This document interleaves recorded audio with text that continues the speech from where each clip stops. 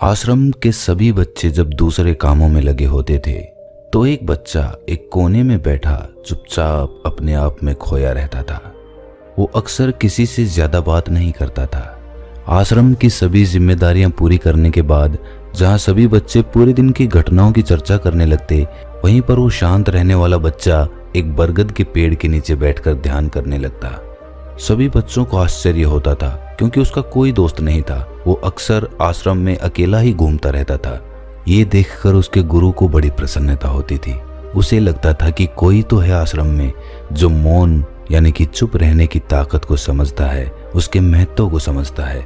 आश्रम के बारे में जब भी कोई जरूरी निर्णय लेना होता वो उसकी राय जरूर लिया करते थे, लेकिन यही बात गुरुजी के एक दूसरे शिष्य को बड़ी खटकती थी। वो गुरुजी का प्रिय शिष्य बनना चाहता था, इसीलिए वो गुरुजी के सामने दूसरे बच्चों के कामों में कुछ न कुछ कमियां निकालता रहता था, जिससे गुरुजी उसे महान समझने लग जाएं। अक्सर वो अपनी जिम्मेदारियां पूरी तरह से निभाने का दिखावा भी करता, चाहे उससे कोई सलाह ना भी मांगे, लेकिन फिर भी वो उन्हें अपनी सलाह देता रहता था। वो बहुत वाचाल शिष्य था और आश्रम के दूसरे सभी बच्चों में बहुत प्रसिद्ध भी था, क्योंकि वो सबसे हंसी मजाक करता रहता था, उनसे दिन भर बातें करता रहता था। इसीलिए उसकी सबसे दोस्ती हो गई थी। लेकिन जब आश्रम के गुरु उसकी राय न लेकर दूसरे बच्चे की राय लेते थे तो ये बात उसे बड़ी खटकती थी। उसे ये लगता था कि वो उस दूसरे बच्चे से ज्यादा बुद्धिमान है, लेकिन गुरुजी फिर भी उसकी तरफदारी करते हैं। ऐसा नहीं था कि गुरुजी को उस वाचाल शिष्य के स्वभाव के बारे में पता नहीं था, लेकिन गुरुजी उसे अपने तरीके से सीख देना चाहते थे, ताकि उसकी ज्यादा बोलने की आदत, दिखावा करने की आदत, दूसरों में कमियां निकालने की आदत हमेशा हमेशा के लिए खत्म हो जाए और वो मौन रहकर ध्यान की गहराइयों को छू पाए। असल में हर सच्चे गुरु की यही इच्छा होती है। वो किसी तरीके से उस वाचाल शिष्य को एहसास कराना चाहते थे कि चुप रहने से ही उस असीम सत्य को जाना जा सकता है। उस विराट का एहसास चुप होकर ही किया जा सकता है। एक दिन गुरुजी को एक तरीका सूझा। उन्होंने आश्रम के सभी बच्चों को अपने पास बुलाया और कहा कि मैं तुम सभी को दो दो हिस्सों में बांटकर अलग अलग गांव में भिक्षा मांगने के लिए भेज रहा हूं, और जो भी दो बच्चे सबसे ज्यादा भिक्षा मांग कर लाएंगे उन दोनों को आश्रम की सभी जिम्मेदारियां निभाने का मौका दिया जाएगा।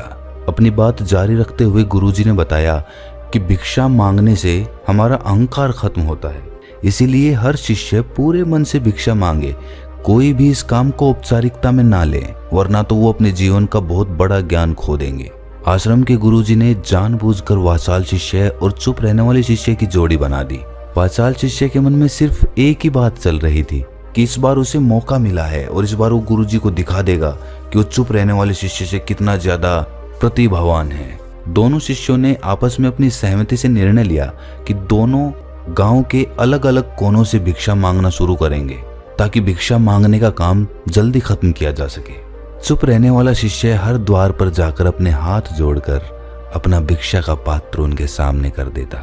उसके चेहरे पर एक सादगी और उसकी आंखों में एक एकांत होता था, जिससे भिक्षा देने वाले उसे भिक्षा देकर अपने आप को अनुग्रहित समझते थे। वहीं पर दूसरा वाचाल शिष्य हर द्वार पर जाकर उनको कुछ न कुछ ज्ञान देने लगता था, जिससे ज्यादातर लोग उसे बिना भिक्षा दिए ही लौटा देते थे। पूरे गांव में भिक्षा मांगकर जब दोनों गांव के बीच में मिले तो वाचाल शिष्य ने देखा कि चुप रहने वाले शिष्य के पास उससे दुगनी भिक्षा थी।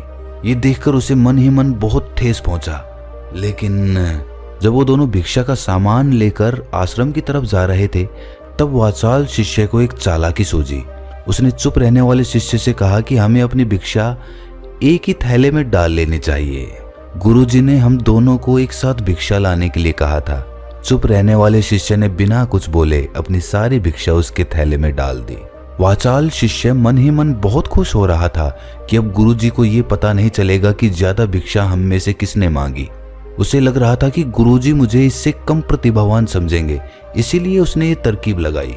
सभी शिष्यों के आने के बाद संध्या के समय जब सभी की भिक्षा तोली गई तो इन दोनों शिष्यों की भिक्षा सबसे ज्यादा निकली। गुरुजी ने इन दोनों का अभिवादन करते हुए आश्रम के सभी बच्चों के सामने उनकी पीठ थपथपाते हुए उन्हें मुबारकबाद दी और कहा कि मैं आश्रम का कार्यभार तुम दोनों को नहीं सौंप सकता, इससे आपसी मतभेद होने का खतरा रहता है।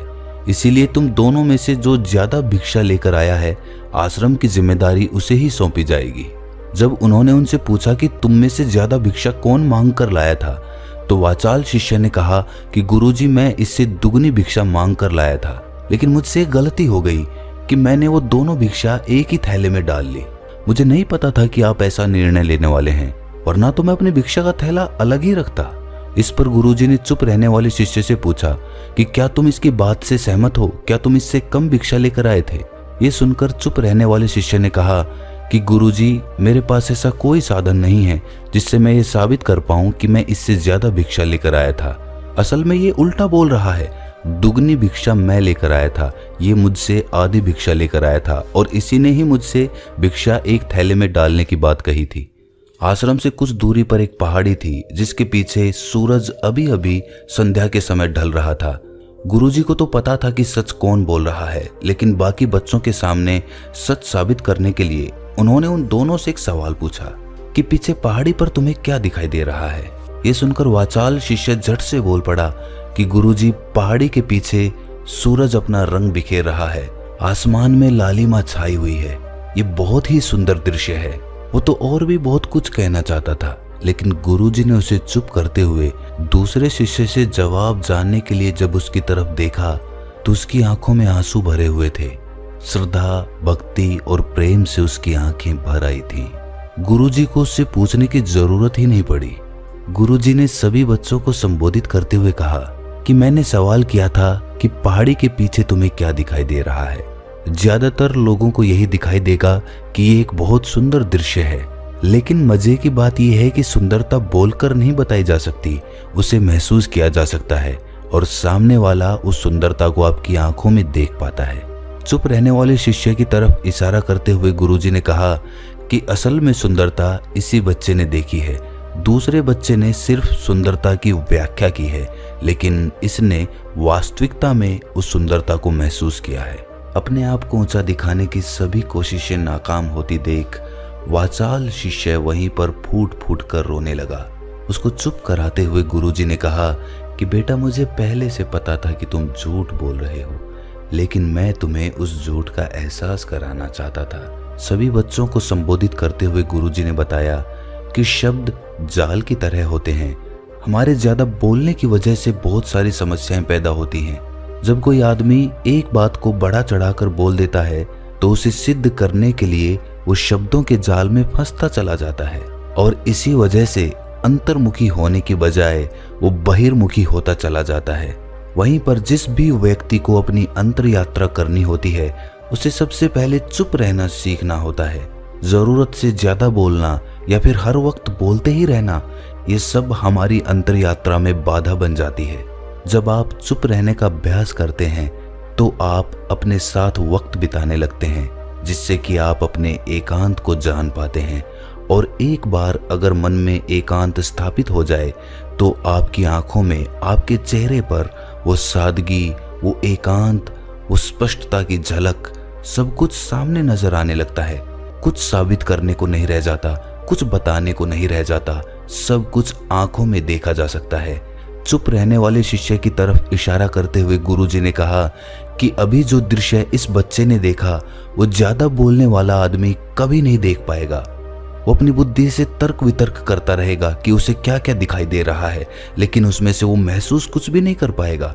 उसे दिखाई दे जाएंगे पहाड़, सूरज या फिर उसकी लालिमा, लेकिन उस सुंदरता को, उस विराट को, उस अद्वैत को वो कभी नहीं देख पाएगा। अगर चुप रहने की कला सीखनी है तो तुम्हें सबसे पहले एक बात ध्यान रखनी होगी कि तुम्हें किसी को भी प्रभावित करने की कोशिश नहीं करनी है। ज्यादातर लोग इसी वजह से ज्यादा बोलते हैं क्योंकि वो दूसरों को प्रभावित करना चाहते हैं, अपने आप को साबित करना चाहते हैं, और उस साबित करने के चक्कर में वो शब्दों के जाल में फंसते चले जाते हैं और धीरे धीरे वही उनकी आदत बन जाती है। अगर कोई व्यक्ति दूसरों को प्रभावित करना चाहता है तो वो कितने लोगों को प्रभावित कर पाएगा? उसकी ये भूख बढ़ती जाएगी और वो इस संसार में सभी को कभी भी प्रभावित नहीं कर पाएगा। इसीलिए ये समझने की बात होती है कि बहिर्मुखी होने की बजाय हम अंतर्मुखी होकर अपने आप को समझ सकते हैं। अपनी बातों को खत्म करते हुए गुरुजी ने अपना आखिरी संदेश दिया। उन्होंने बताया कि अगर कोई व्यक्ति ज्यादा समय तक चुप नहीं रह सकता तो उसे थोड़े समय से अभ्यास करना चाहिए। दृढ़ संकल्प लेकर किसी व्रत की भांति दिन में कुछ समय या फिर हफ्ते में कुछ समय या फिर एक दिन चुप रहने का अभ्यास जरूर किया जाना चाहिए। इससे हमारी चुप रहने की आदत धीरे धीरे खुद ब खुद पनपने लगती है, क्योंकि एक बार जब हम चुप रहने लगते हैं तो हमें चुप रहने का आनंद पता चल जाता है। उसके बाद हमें प्रयास नहीं करना पड़ता, बल्कि हमारा मन आनंद की तरफ अपने आप बढ़ता चला जाता है। चुप रहने की कला सीखने के बाद आपकी बुद्धिमानी और आपकी स्पष्टता दोनों में बहुत ज्यादा फायदा होगा। वास्तविकता में जिसे दर्शन कहते हैं वो मौन रहकर ही किया जा सकता है। इसके बाद सभी बच्चों से कुछ समय चुप रहने का संकल्प लेकर गुरुजी ने अपनी बात खत्म कर दी और सभी बच्चे रात्रि का भोजन करने के लिए एक साथ भोजन कक्ष में पहुंच गए। तो दोस्तों, कैसी लगी ये कहानी आपको कमेंट सेक्शन में जरूर बताना, और अच्छी लगी तो इस चैनल को सब्सक्राइब जरूर कर लेना। तो मिलते हैं किसी अगली कहानी में, तब तक के लिए अपना ख्याल रखें।